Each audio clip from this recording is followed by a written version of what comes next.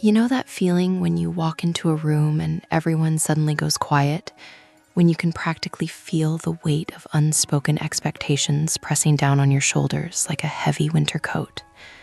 That's exactly how I felt standing in my kitchen on December 23rd, staring at my phone as it buzzed with yet another message from the family group chat.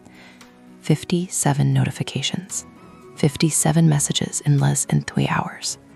And every single one of them was about money. My money. My name is Megan. I'm 48 years old. And this is the story of how I finally said no. How I drew a line in the sand on Christmas Eve and watched my entire family crumble on the other side of it. Some people might call me selfish. Others might say I'm brave. Me? I'm still figuring out which one I am. This is hard. But let me back up, because this story doesn't start on December 23rd.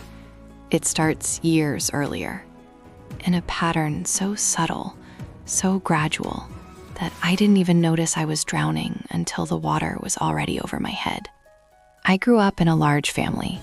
I'm the oldest of 5 kids, and from the time I was young, I was taught that family takes care of family. My mother used to say it like a prayer, like something sacred and unbreakable. Family takes care of family, Megan. And I believed her. God, did I believe her. When I was 12, I started babysitting my younger siblings so my parents could work double shifts. When I was 16, I got my first real job at the grocery store and started contributing to household expenses. By the time I was 22 and had my first real career job in accounting, I was already the person everyone called when they needed help. $100 here for my brother's car repair, $200 there for my sister's security deposit, $500 for my parents' property taxes. And I gave it. Every single time, I gave it. Because that's what you do, right? That's what family means. I met my husband David when I was 26. He was kind and steady, an engineer with a practical mind and a warm heart. We built a good life together. No kids of our own, that just wasn't in the cards for us, but a comfortable home, stable careers, and what I thought was a healthy relationship with my family. David used to joke that I was the family ATM, but there was always an edge to his voice when he said it, a concern I chose to ignore. Over the years, the requests got bigger. $1,000 for my youngest sister's wedding deposit, $3,000 when my brother got laid off and needed help with rent, $5,000 when my parents' roof started leaking. And every time, I said yes. Sometimes David and I would talk about it, late at night when the bills came due, and our own savings account looked a little thinner than it should. But I'd always say the same thing. They're family. They'd do the same for me. Except they wouldn't. I knew that even then, somewhere deep down, but I didn't want to look at it too closely. The phone call came on a Tuesday evening in early November. I was making dinner, chopping vegetables for a stir-fry, when my mother's name lit up my screen. I remember wiping my hands on a dish towel and answering with a smile in my voice, the way I always did. "Hi, Mom. How are you?" "Oh, Megan, honey, I'm so glad I caught you." Her voice had that particular tone, the one that made my stomach clench even before she said the next words. "I wanted to talk to you about Christmas." "Sure, what's going on?" There was a pause, just long enough to make me uneasy. "Well, you know how we haven't had a big family reunion in years. With everyone's schedules and the grandkids getting older, it's just been so hard to coordinate." I made a non-committal sound, still focused on the vegetables. "Your Aunt Carol and I were talking, and we thought this would be the perfect year to do it. Really bring everyone together. Your cousins, the kids, everyone. Make it a real celebration." "That sounds nice," I said carefully. Something in her tone was setting off alarm bells. "It does, doesn't it? We were thinking we'd do it at the old lodge up at Pine Lake. You remember that place, where we used to go when you were little? They have this beautiful banquet hall now, and they do all the catering, and it would just be so special to have everyone together." The alarm bells got louder. "Mom, that place is expensive." "Oh, well, yes, but when you split it between everyone, it's really not that bad. And we thought, since you and David don't have children of your own, you probably have more flexibility in your budget, and you've always been so generous with the family. There it was, the ask, wrapped up in compliments and nostalgia and a carefully constructed narrative about my child-free life, meaning I had money to spare. "How much are we talking about?" I asked, setting down my knife. Another pause. "Well, for the whole thing, with the venue and the catering and lodging for the weekend, it would be about $12,000. But split 30 ways, that's only $400 per person. 30 people. 30 people at $400 each. My mind was already doing the math. "Mom, that's $12,000. "Right, but split between everyone. Are you asking me to pay for the whole thing?" No, of course not. We're all going to chip in. Everyone's going to pay their share." But her voice got smaller, more wheedling. "The thing is, we need someone to put down the deposit and make the reservation, and you're the only one who has that kind of money available right now. Everyone will pay you back their portion. I promise." Hard. I closed my eyes. David had walked into the kitchen and was watching me with that expression I knew too well, the one that said he already knew where this conversation was going. "How much is the deposit?" 60% upfront, so about $7,000. "But Megan, everyone will pay you back before Christmas. I've already talked to everyone and they're all on board. This is going to be such a special memory for the whole family." $7,000. I thought about our savings account, about the vacation David and I had been planning, about the new roof our own house would need in another year or two. "I need to think about it," I said. "Of course, honey, but the lodge needs an answer by Friday.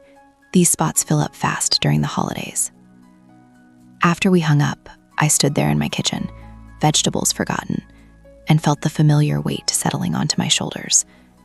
David came up behind me and wrapped his arms around my waist. "Let me guess," he said quietly. "They need money." I told him about the reunion, the lodge, the deposit.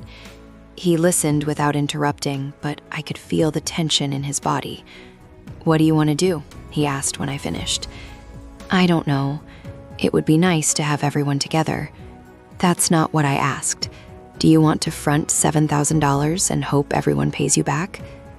When he put it like that, it sounded ridiculous. But this was my family, my mother, my siblings. They wouldn't just not pay me back, would they? "They said everyone's on board," I said weakly. David turned me around to face him. "Megan, in the 22 years we've been together, how many times has your family paid your back when they said they would?" I didn't answer. I didn't have to. We both knew the truth. But in the end, I called my mother back on Thursday and told her I'd make the reservation, because that's what I always did. I said yes. I took care of everyone.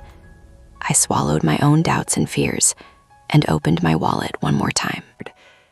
The family group chat had been relatively quiet for months before this. The occasional birthday message, a few photos of the grandkids, nothing major. But after I made the deposit, it exploded with excitement. Messages flew in faster than I could read them. "This is going to be amazing. Can't wait. The kids are so excited. Best Christmas ever.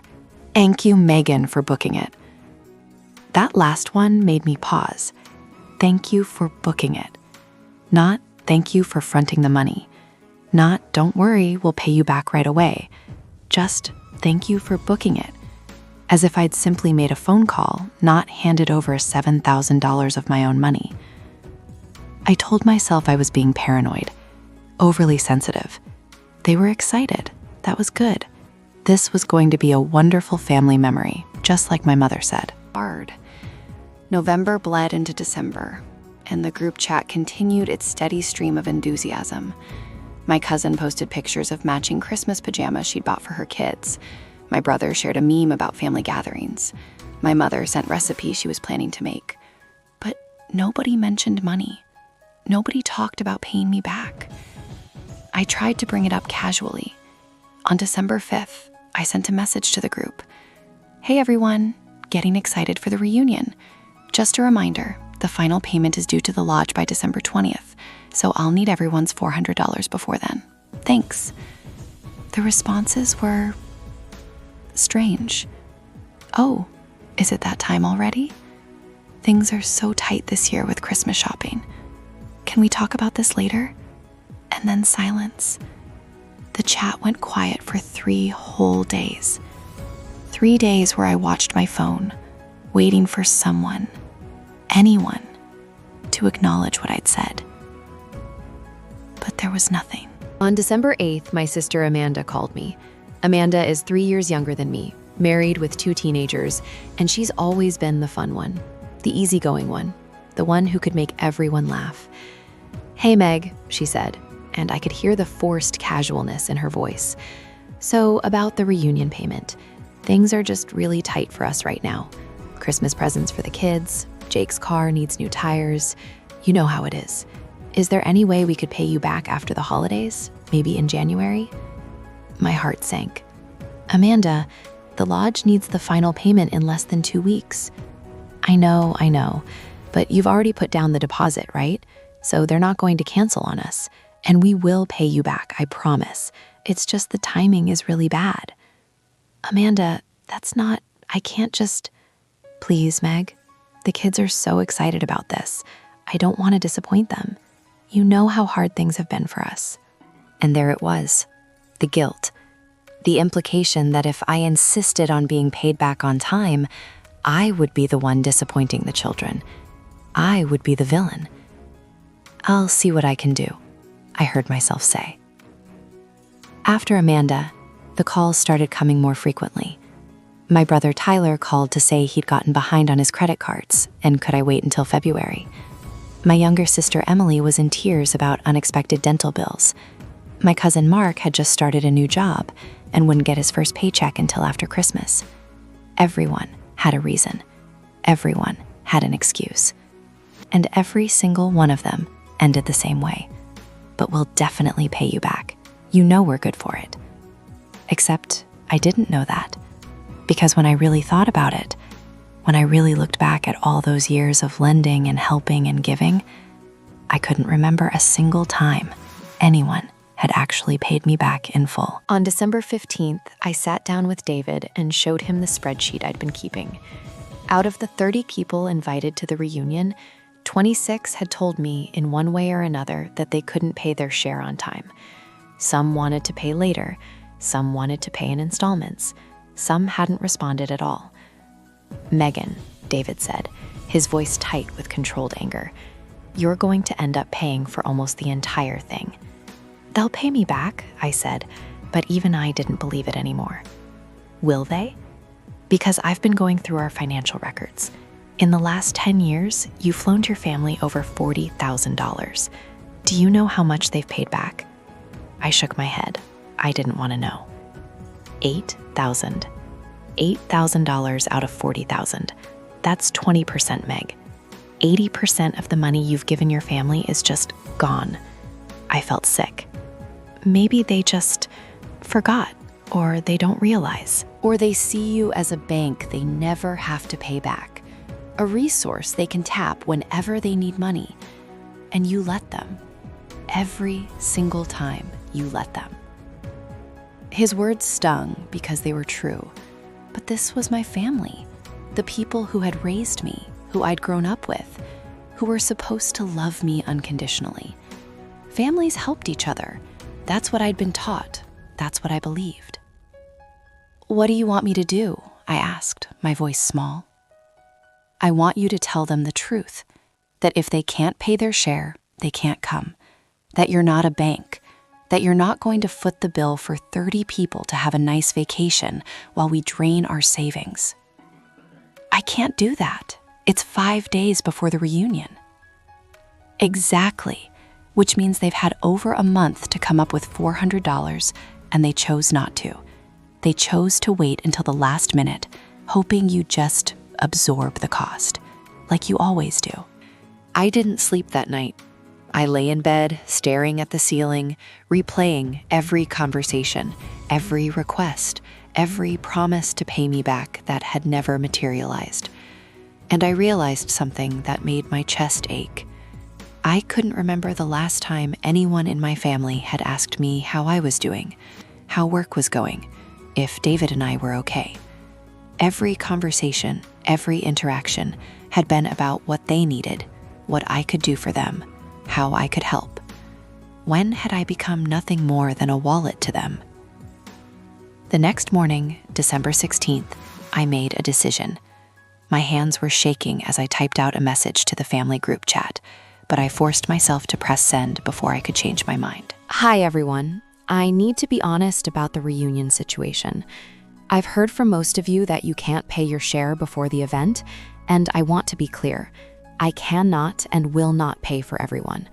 The total cost is $12,000. I have already paid $7,000 for the deposit. If you plan to attend, you need to send me your $400 by December 20th. If I don't receive payment by then, I'll need to cancel your spot. I'm sorry if this seems harsh, but I can't afford to cover everyone's expenses. I hit send and immediately felt like I was going to throw up. My phone was silent for exactly 4 minutes. Then it exploded. The messages came in so fast I couldn't keep up. Some people were angry, some were hurt, some tried to guilt me, but the theme was consistent. How could I do this? How could I ruin Christmas? How could I be so selfish? Hard. My mother called within 10 minutes. Megan Elizabeth, what on earth is that message about? You're embarrassing the entire family. Mom, I can't afford to pay $12,000 for a party. Nobody asked you to pay for the whole thing. Everyone is going to pay you back. When? I've been asking for weeks and nobody has paid me anything. The final payment is due in 4 days. Well, people are struggling. It's Christmas. Everyone has expenses. So do I, Mom. David and I have expenses too. There was a long, dangerous pause. You don't have children. You don't know what it's like to have all these extra costs. I felt something crack inside me. Something that had been straining and bending for years finally snapped. You're right. I don't have children. Do you know why David and I have been able to help the family so much over the years? Because we made choices. We were careful with money, we saved, we planned, and we used that money to support everyone else's choices, everyone else's emergencies, everyone else's wants. But apparently, that means I don't deserve consideration. I don't deserve to be paid back. I'm just supposed to smile and hand over whatever anyone asks for because I don't have the right kind of expenses. Megan, I'm done, Mom. If people want to come to the reunion, they need to pay their share. That's it. I hung up before she could respond. My hands were shaking so badly I had to set the phone down. David squeezed my shoulder. I'm proud of you, he said quietly. But I didn't feel proud. I felt terrified and guilty, and like I just set fire to every relationship I'd spent my entire life building. The family chat descended into chaos. My brother called me greedy. My sister Amanda posted a long message about how families should support each other through hard times. Someone I'd never even met, a second cousin or something, wrote that I was clearly too focused on money and had lost sight of what really mattered. My Aunt Carol, the one who'd helped plan this whole thing, sent me a private message saying I'd always been difficult, even as a child, and this was just more evidence of my selfish nature. The messages that hurt the most were the ones that were subtly cruel, the ones that pointed out how sad it was that David and I had no children, no real family of our own, and yet I was turning my back on the people who loved me, as if being child-free meant I was incomplete, as if my life was somehow less valuable because I hadn't reproduced. Hard. On December 18th, exactly 2 days before the deadline, I'd received payment from 4 people. 4 people out of 30. My cousin Sarah sent $400 with a note that said, I don't agree with how you handled this, but I said I'd pay, so here it is. My Uncle Jim paid for himself and his wife without comment. And my youngest brother Marcus, who was only 26 and barely making ends meet, sent his $400 with a message that made me cry. Thanks for always being there, Meg. Sorry everyone's being jerks about this. 4 payments, $1,600. which meant I was still on the hook for over $9,000 if the reunion went forward. On December 19th, I canceled the reservation. I called the lodge, explained the situation as professionally as I could manage, and asked about the refund policy. Because I'd canceled more than 72 hours before the event, they agreed to refund half the deposit, $3,500, which meant this whole disaster had cost me $3,500. $3,500 for a party that was never going to happen. I posted in the family chat one final time. I've canceled the reunion reservation. The lodge will refund half the deposit. I'll be sending back the payments I received. I'm sorry it came to this. The response was immediate and vicious. I was called every name you can imagine. Selfish, cruel, cold-hearted, a disappointment, a disgrace to the family. My mother sent a voice message, her voice shaking with anger and tears, saying I'd ruined Christmas for everyone. My sister Amanda said her kids were crying and it was my fault. My brother Tyler said he always knew I thought I was better than anyone else, and this proved it. Nobody, not one single person, acknowledged that they'd put me in this position, that they'd made promises they didn't keep, that they'd expected me to absorb thousands of dollars of costs without a second thought. In their minds, I was the villain. I was the one who had destroyed the family. And then came Christmas Eve. I thought the worst was over. I thought after a few days people would calm down, and maybe eventually we could talk about this rationally. But I was wrong. On Christmas Eve morning, I woke up to find that someone had created a new group chat. It included every member of my extended family, except for me and David. And somehow, someone had taken a screenshot and sent it to me. I don't know if it was an accident or if someone wanted me to see what they were saying, but I saw it all. They were planning an emergency family reunion for New Year's. Same idea, different date. And the whole conversation was about how to organize it without me, how much better it would be without my negative energy, how they'd all chip in and make it work, proving that I was the problem, not them. My mother wrote that she was heartbroken, but maybe this was for the best, that I'd been pulling away from the family for years anyway. My sister Amanda said I'd always been cold, even when we were kids. Someone suggested that David must have changed me, turned me against my own family. I sat on my couch, reading these messages from the people who were supposed to love me, and I felt nothing. No, that's not quite right. I felt clarity. Cold, sharp, undeniable clarity. This was who they were. This was who they'd always been. I just hadn't wanted to see it. I showed the messages to David. He read them in silence, his jaw tight. "What do you want to do?" he asked. I thought about all the years of giving, all the times I'd said yes when I wanted to say no, all the money, the time, the emotional energy I'd poured into relationships that had only ever gone one direction. I thought about the life David and I could have had if I'd put that energy into us instead. The trips we didn't take, the dreams we deferred, the stress we carried. I want to be free, I said. That afternoon, I sent one final message, not to the group chat, but to my personal account, where I knew everyone could see it. I didn't tag anyone. I didn't call anyone out by name. I just wrote the truth. I've spent 30 years being the person my family could count on for help. Financial help, emotional support, whatever was needed. I did it because I loved you all, and because I believed that's what family meant. But I've realized that what I thought was love and support was actually a one-way transaction. I was a resource, not a person. A bank, not a sister or daughter or cousin. The reunion situation made that painfully clear. So I'm choosing to step back, not out of anger or spite, but out of self-preservation and self-respect. I need to build a life where I matter to the people who claim to love me. I hope you all have a beautiful holiday, but I'll be spending mine with the person who has actually been my family all along, my husband. I'm not your bank anymore, and I'm not your emotional support anymore either. I'm just done.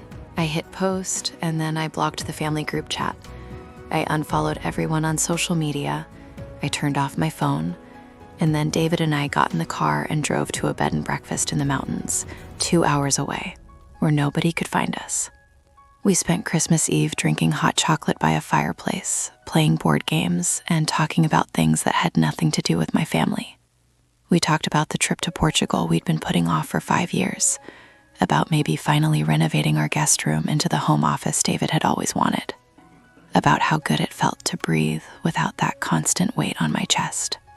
On Christmas morning, we opened small gifts for each other, a book I'd been wanting, a set of fancy coffee beans for David, and then we went for a long walk in the snow.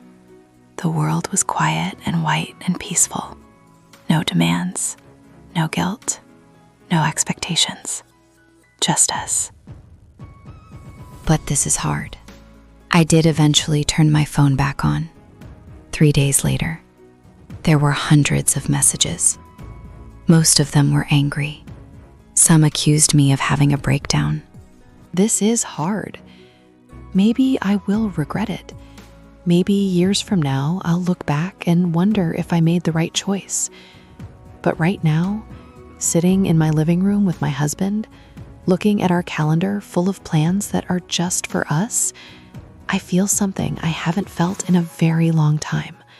I feel light. I feel free. I feel like I matter.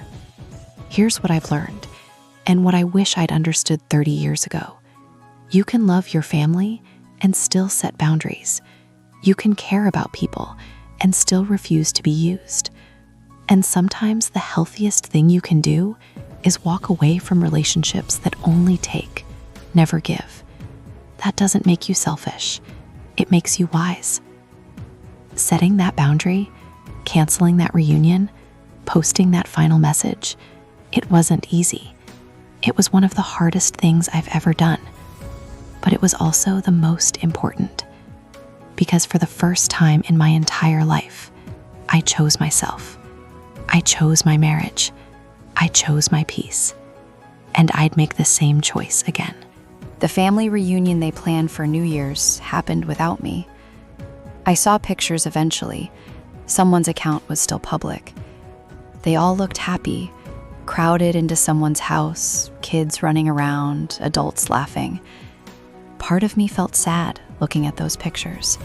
That could have been me. That was supposed to be me. But then I remembered the messages, the names I'd been called, the way they turned on me the moment I stopped giving them what they wanted. And I realized something important. I wasn't missing out on love. I was finally free from people who only loved what I could do for them. It's been a few weeks now since Christmas Eve. David and I have been making plans, real plans, for our future. We're going to Portugal in the spring. We're renovating the guest room. We're thinking about adopting a dog. Small things, maybe, to anyone else. But to me, they feel revolutionary. They feel like the beginning of a life where I'm not constantly bleeding myself dry for people who would never do the same for me. Sometimes, late at night, I wonder if I was too harsh, if I should have given them one more chance. But then I remember, I gave them 30 years of chances, 30 years of saying yes, 30 years of putting their needs ahead of my own. And the moment I asked for something in return, not even asking for something new, just asking them to follow through on what they'd promised, they turned on me. That tells me everything I need to know. I got a call last week from my youngest brother, Marcus. He wanted to meet for coffee, just the two of us. I almost said no, but something in his voice made me say yes. We met at a cafe halfway between our houses, and for the first time, I went into a conversation with a family member without feeling defensive or guilty. I've been thinking about what you said, Marcus told me, stirring his coffee nervously, about being treated like a bank. And I realized I did that too. All of us did. It was so easy to come to you. You always said yes. You always helped. And we stopped seeing you as a person with your own needs. We just saw you as reliable Megan who would fix our problems. I didn't know what to say. An apology was more than I'd expected from anyone. I don't know if the family will ever admit they were wrong, Marcus continued. Mom is still furious. Amanda is telling everyone you've changed.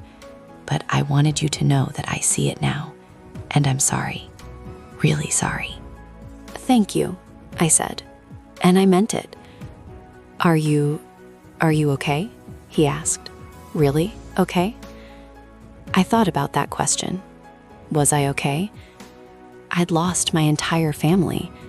I was estranged from my mother, my siblings, my extended relatives. The people I'd spent my whole life trying to please and support had cut me out of their lives without a second thought. By most measures, I should be devastated. But instead, I felt lighter than I had in years. Yeah, I said, and I was surprised to realize it was true. I really am. Marcus nodded slowly. Can I still call you sometimes? Not about money or favors, just to talk? I'd like to actually know my sister, not just the person who bails me out. That made me tear up. I'd like that, I said. So that's where I am now, rebuilding slowly, learning what it means to have relationships based on mutual respect instead of one-sided giving. David and I have been going to couples counseling, not because we're struggling, but because we want to make sure we're processing this together, supporting each other through this massive shift in our lives. My therapist keeps using the word codependent when talking about my relationship with my family, and I'm starting to understand what she means. I wasn't helping them. I was enabling them. And I was using that enabling to avoid dealing with my own feelings of inadequacy and fear of rejection. Turns out, when you've spent your whole life proving your worth through giving, it's terrifying to stop and see if people still love you for who you are. In my case, most of them didn't. And that hurts. But it's also liberating. Because now I know. Now I can stop wondering and start healing. I've also started volunteering at a financial literacy center, helping women learn to set healthy boundaries around money and family. Every woman I talk to has some version of my story. A mother who expects her to pay for everything, a sibling who borrows and never returns, a family that treats her like an ATM. And I get to look them in the eye and say, you deserve better. You are allowed to say no. Your worth is not measured by how much you give. It's powerful being on the other side of it. Taking my pain and turning it into something that helps others. This Christmas, next year, will be different. It'll be David and me, and probably Marcus if he wants to come. Maybe we'll go back to that bed and breakfast in the mountains. Maybe we'll try something new. But whatever we do, it'll be our Joyce, our life, our peace. If you're listening to this and you recognize yourself in my story, if you're the person everyone calls when they need something, the one who always says yes, even when it costs you, the reliable one who's slowly drowning under everyone else's expectations, boundaries, you are not cruel for expecting people to keep their promises, and you are not alone. It took me 48 years to learn that lesson. 48 years and one canceled Christmas reunion. But I learned it. And I'm here to tell you that life on the other side of that boundary is better than I ever imagined. It's quieter, yes. My phone doesn't ring as much. My family gatherings are a lot smaller. But the relationships I have now are real. They're reciprocal. They're based on love, not need. And that's worth more than all the forced togetherness and surface-level connection I had before. I cut off my family on Christmas Eve, And they saw it as a betrayal, but I see it as liberation. Liberation from a role I never should have had to play. Liberation from the weight of everyone else's choices. Liberation from the belief that love means sacrifice without limits. Real love, the kind of love I have with David, the kind I'm building with Marcus, the kind I'm learning to have with myself, doesn't demand that you disappear. It doesn't require you to be less so others can be more. Real love makes space for everyone. Real love gives as much as it takes. Real love sees you as a whole person, not a resource to be depleted. So no, I'm not your bank. Not anymore. I'm not your safety net or your backup plan or your sure thing. I'm just Megan, a woman who finally learned that the most important person I need to take care of is myself. And that's not selfish. That's survival. That's health. That's the beginning of the life I should have been living all along. If you take anything from my story, let it be this. You are worthy of love that doesn't cost you everything. You are allowed to choose yourself. And when you do, when you finally draw that line and step across it, you might lose people. You might lose a lot of people, but you'll find yourself. And in the end, that's the only reunion that really matters. Thank you for listening to my story. I hope it helps you find the courage to write your own ending, whatever that looks like for you. Happy holidays from me and David to everyone out there who's learning to say no, to set boundaries, and to choose themselves. You're not alone, and you're going to be okay. Better than okay. You're going to be free.